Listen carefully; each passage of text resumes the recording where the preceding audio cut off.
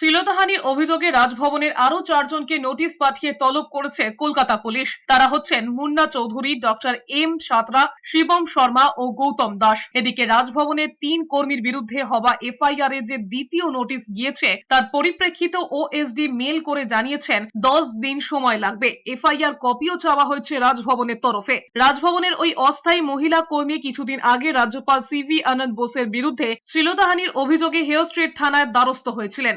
অভিযোগের প্রেক্ষিতে একটি বিশেষ অনুসন্ধান দলও গঠন করেছিল কলকাতা পুলিশ। এরপরই রাজভবনের 3 জন কর্মীর বিরুদ্ধে এফআইআর দায়ের করা হয়। 3 জনের বিরুদ্ধে ভারতীয় দণ্ডবিধির 166 ও 341 ধারায় সরকারি কর্মীকে নিগ্রহ এবং বলপূর্বক আটকে রাখার অভিযোগে মামলা রুজু করা হয়েছে। আর এবার নজরে আরো 4 কর্মী।